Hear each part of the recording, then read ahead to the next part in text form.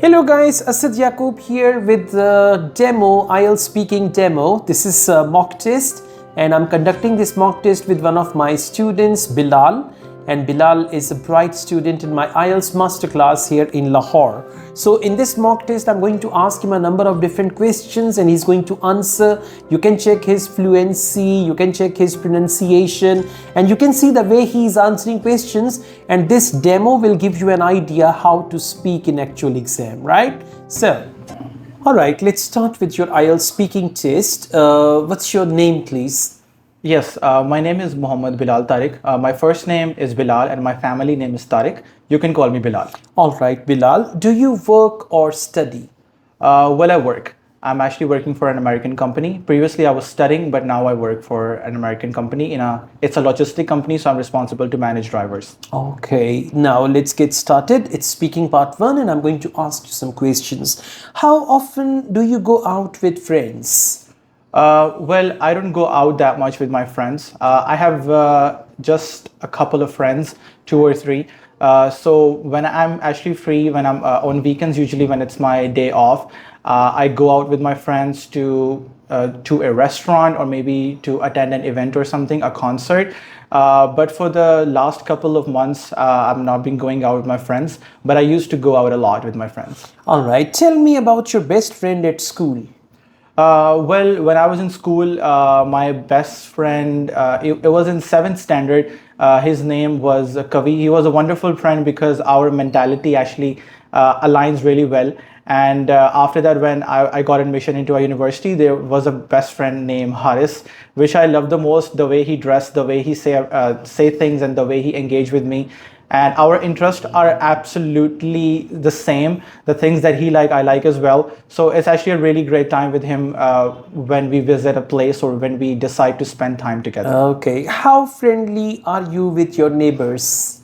Well, I'm definitely friendly with my neighbors. There's not much communication with my neighbors because I'm a very busy person, but with neighbors there is a really good relationship, and neighbors plays a really important part as well. When you need something, you can actually borrow it from your neighbor, like a block of ice or something like that. So I have a really good relation with my neighbors at the moment. Which is more important to you, friends or family? Well, it's definitely going to be my family because friends also play a really important role in my life, but still family is something that I care about the most. My mother, my father, and my brother. And my brother is actually my best friend. That is also one of the reasons why I prefer or I prioritize my family over my friends. All right, we now move on to speaking part 2. Your topic is describe a writer you would like to meet. You will have to talk about the topic for 1 to 2 minutes. You have 1 minute to think about what you are going to say. You can make some notes to help you if you wish. Yeah, so I'm going to talk about who is my favorite writer and how, if I get a chance to meet him, how is this whole thing's going to happen. So first of all, I'm going to talk about my favorite writer. His name is Paulo Coelho, and he's a very wonderful and a very famous writer in this world. He actually wrote a lot of novels and people love his novels. And the very famous novel that he wrote like a couple of decades ago, the name of that novel is The Alchemist. And the thing that is really amazing about that novel is that that particular novel was translated into 120 languages, which is absolutely amazing because people love that novel a lot. And me personally, why I love it, because how he explained everything in the novel and how the characters are structured in that novel is absolutely amazing. And the most important thing is that the reason why it was translated, because it was really famous and people actually liked it. First of all, it was translated into English, and then people explored about this novel and it got translated into other language. And I really want to know how this guy writes it, how this guy think about it in his mind, which is absolutely spectacular itself. Like, how can a person think like a lot of things at the same time in his mind? So he's like amazing to me, and I would definitely like to meet this guy once in my life. He is alive at this moment, and people usually don't get a chance to meet these writers because of their, first of all, is that they're very famous. Second of all, they don't speak your language as well. So they usually live in their own country, they speak their own language, but still the mindset, the inspiration, the spirit that's inside that guy is absolutely amazing itself. If I'll get a chance, I'll definitely go ahead and meet the guy. Obviously, I hope he speaks English. So that's how I think the things are going to go in future. All So right. Okay. Thank you. We now move on to IELTS Speaking Part 3. What kinds of book are most popular with children in your country? Well, there are some books. I would say there are a couple of writers as well, and they write these books. First of all, there are short-term stories. There are a couple of thin novels that are being published in our country. And there are other types of books as well. They are based on a couple of poems, because when you're in school with a kid, you actually have to present some books so they can learn the poems and present in an assembly, or maybe when they're home, if their parents ask them, hey, what you've learned in the school, so they can actually tell their parents, okay, this is the poem that I've learned. So these kind of books are really popular in my country nowadays. All right. Why do you think some children do not read books very often?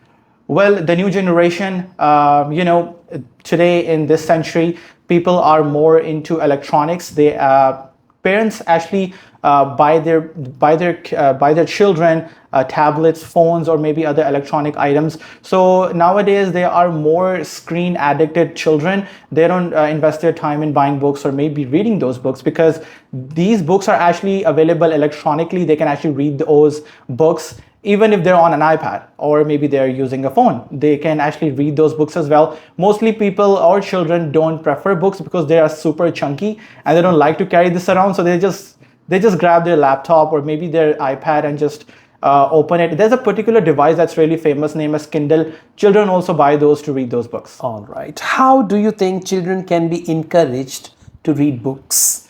Well, we should definitely spread this in our society so people can more people should more invest in buying books. And that is because if you are using an electronic thing like an iPad or maybe a phone, you can actually do a lot of other things and it actually distracts you a lot from what you're doing. But if when you're actually reading a book, you have your 100% concentration on a book. And there are a lot of disadvantages as well. Let me just tell you one. When you are doing it on an iPad, obviously there are screens, which is not good for our eyes.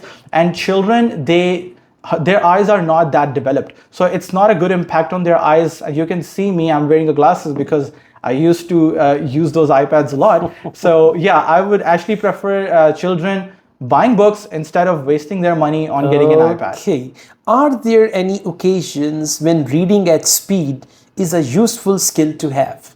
Definitely. There are a lot of debates. There are a lot of speaking competitions out there in my country. So if you are a good debater, if you are a good speaker, you can actually go on a stage and you can perform. You can tell your life story. You can discuss a case study, or you can discuss a lot of things when you're on stage. And in schools or in colleges, how things are happening out there, teachers actually inspire their students to participate in those assemblies, because when you're in an assembly, you can actually tell the audience what you've prepared and what you have prepared, this chart, this flow chart, or maybe the case study that you've prepared for this debate or for the speech. So yeah. Right. Thank you so much. That is the end of your IELTS speaking test. As far as my feedback is concerned, I would like to say for speaking part 1, overall your answers are good. Some of your answers are wordy. So in actual exam, if examiner interrupts you, that's pretty normal. There's no problem. Fluency is good, pronunciation is fine, minor grammatical slips are there, which you need to overcome. For speaking part 2, you spoke well. You covered the topic very well, and the best thing is you're speaking naturally and you're speaking fluently, right? If we talk about speaking part 3, in speaking part 3, one of my questions, it was misunderstood by you and your answer did not relate to the question. The question was, are there any occasions when reading at speed, and you took it as stage, reading at speed is a useful skill to have. Speed reading. Like you can read quickly. Okay. So this was the question, so your answer was not relevant. In actual exam, if your answer is not relevant and examiner understands this answer is not relevant, they will quickly ask you another question which you have to answer. So looking at your overall performance at present, again, I'll rate you between 7 to 8. It may be 7, 7.5, or if you perform well, you may get 8 band as well, right? Thank you so much. You're welcome. Thank you so much, Bilal, and it was a great honor to conduct your IELTS speaking mock test. That's all, guys. Thank you so much. I also teach IELTS online all over the world and in campus in Lahore, Pakistan. We offer IELTS books. We've got book on speaking, book on writing. We have study plans for IELTS preparation, and we have a wonderful software for IELTS on computer practice. If you want to get any of these services, you can contact me on WhatsApp and I'll give you all the details. Thank you so much. Asad Yaqub wishes you best of luck. Take care. Allah Hafiz.